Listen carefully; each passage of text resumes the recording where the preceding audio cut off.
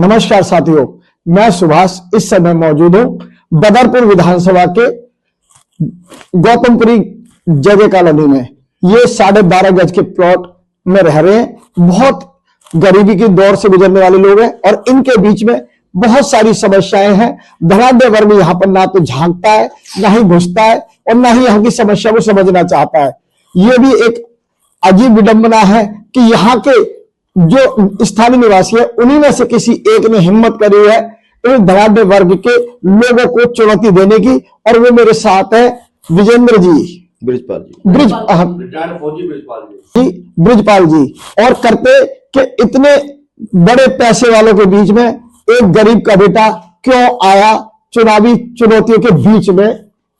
भैया जी कैसे आए, क्या सोच के आगे? जी नमस्कार।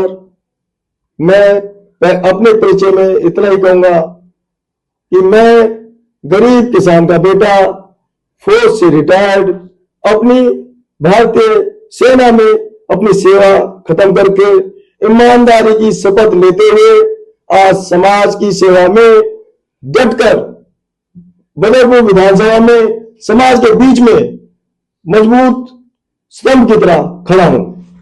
जैसे कि आप कह रहे हैं मजबूती से तो खड़े हैं, आपके समर्थन में जो लोग हैं वो पैसे से बिक तो नहीं जाएंगे। जैसे कि यहाँ की कॉलोनी के लोग हैं, कई बार सुना जाता है कि जो बड़ी बड़ी पार्टियां दारू की पेटियां, खाने के बढ़िया बढ़िया सामान, बड़े बड़े कंबल, बड़े बड़े सामान बांटना शुरू कर देती हैं। जो कॉलोनी आपका साथ उस पैसे के बजाय आपका साथ देगी या उन पैसे वालों का?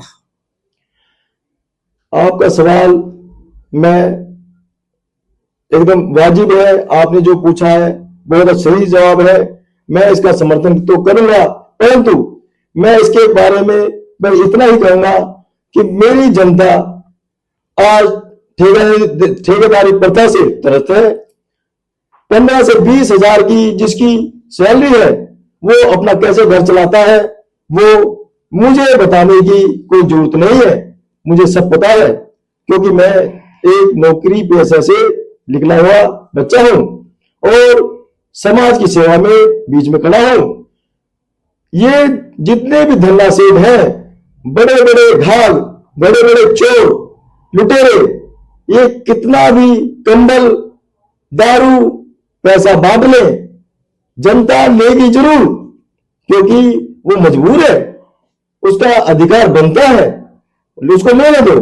मैं उसका विरोध नहीं कर सकता क्योंकि वो बेचारी गरीब है। गरीब जनता को जो मिल रहा है ले और वोट आपको दे। मुझे पता है वोट ब्रिजपाल फौजी को ही मिलेगी, समर्थन, क्योंकि मेरे साथ है। जनता मुझे प्यार कर रही है, मेरी माताएं, मेरी बहनें, मेरे बुजुर्ग मुझे मेरे ऊपर विश्वास जता रहे हैं, क्योंकि उन्हें पता है फौजी चोर नहीं होता है। आपकी बात सही है, बिल्कुल सही कह रहे हैं। जैसे कि आप कह रहे हैं फौजी तो ईमानदार होता है, गोली खाने की हिम्मत रखता है, और जो बॉर्डर पर दुश्मन आता है तो उसको गोली मारने की हिम्मत रखता है।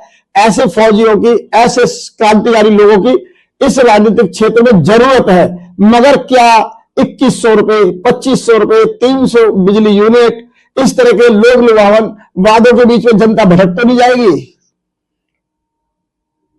मैं इसमें आपके सवाल पर कोई प्रश्न तो खड़ा नहीं करूंगा, परंतु मुझे पता है जनता लेगी जरूर, क्योंकि उसका अधिकार है। वो गरीब है, वो परेशान है, उसका घर नहीं चल रहा है, वो कोई भी सामान खरीदने जा रही है, महंगाई और अपना घर चलाने से त्रस्त है। जनता त्रस्त और नेता मस्त है अपने घर में। और इस पे मैं ज्यादा कुछ ना कहते हुए, मुझे समर्थन जनता का मिल रहा है और मिलता रहेगा। आगे आने वाले समय में ऐसे उनका जनता का प्यार लेते हुए आगे बढ़ रहा हूं। इसके लिए मैं आपका बहुत बहुत धन्यवाद करता हूं। ब्रिजपाल जी, जब हम आपके घर आ रहे थे, रास्ते के बहुत बढ़िया शानदार नजारे देखने को मिले। जैसे कि नदी नालों की बात तो बहुत शानदार थी, बदबू उठती और नालियां ओवरफ्लो थी, रोड टूटे हुए थे। क्या जनता को वो नजर नहीं आते? फिर ये बड़ी पैसे पार्टी वालों को या बड़ी बड़ी पार्टियों के पीछे लग जाती है। जी आप सही कह रहे हैं, और इसीलिए इसीलिए जनता के बीच में जनता की आवाज बनकर आज बिजपाल फौजी